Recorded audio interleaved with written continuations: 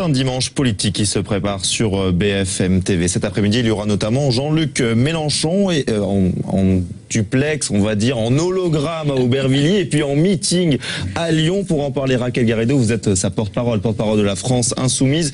Qu'est-ce qui va se passer pour ces meetings? Qu'est-ce que vous en attendez? On attend déjà beaucoup de monde et un discours qui nous permettra d'aller visiter justement les frontières de l'humanité. C'est ça qui est proposé. Jean-Luc Mélenchon va explorer ce que nous, les Français, pouvons faire avec l'économie de la mer, par rapport à l'espace, au numérique.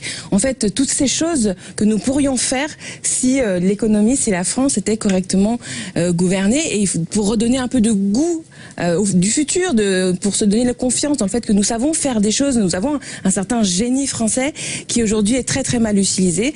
Ce sont ces thématiques-là que Jean-Luc Mélenchon va aborder pour montrer que nous avons un programme, qui est un programme sérieux, qui a été étudié, qui a été voilà, chiffré et tout ça, et qui dénote avec d'autres candidats qui pour l'instant n'ont pas de programme. Alors sur la forme, ça a l'air effectivement très attractif, très moderne, mais effectivement il va falloir convaincre, parce que dans les sondages, les derniers sondages, Jean-Luc Mélenchon descend notamment derrière Benoît Hamon et Emmanuel Macron. À gauche, il commence à y avoir du monde.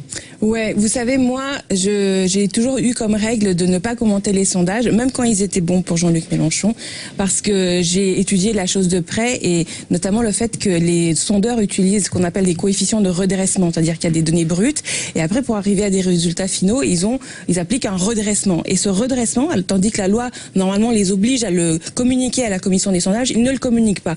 Et par exemple, là, pour prendre exemple, le dernier sondage là, qui donne à Benoît Hamon très haut, et plus haut que Jean-Luc Mélenchon, c'est un sondage où le coefficient de redressement qui a servi, c'est le résultat de Pierre Laurent, donc du Parti communiste français, aux élections régionales de l'Île-de-France. Donc c'est des scores à 5%, quoi.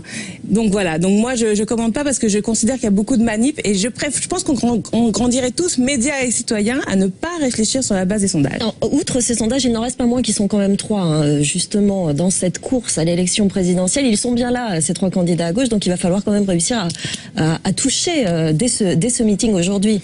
Oui, moi je prends le pari que les Français n'attendent pas des combinaisons au sein de appareils ou de personnalités de gauche. Voilà, sinon on l'aurait fait depuis le début. C'est pas ça ce que propose Jean-Luc Mélenchon. C'est l'idée de parler à la grande masse des personnes qui s'abstiennent, qui votent blanc, qui ont une défiance vis-à-vis du politique.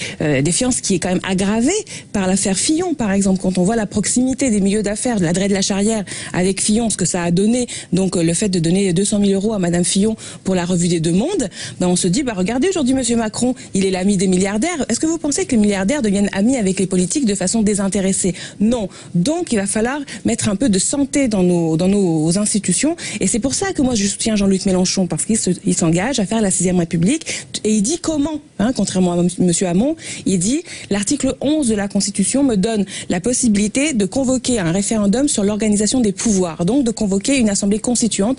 Je le ferai et nous obtiendrons, pour moi c'est très important, le droit de révoquer les élus entre les élections. Jean-Luc Mélenchon, il accepte d'être révocable. Il dit pas comme tous les autres, faites-moi confiance. Il dit, vous garderez le pouvoir, vous les citoyens.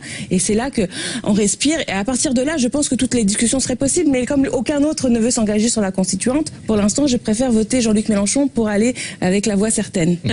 Merci Raquel Garrido, porte-parole de la France Insoumise. On vous le rappelle, discours à suivre en direct sur BFM TV à partir de 14h30. La météo tout de suite.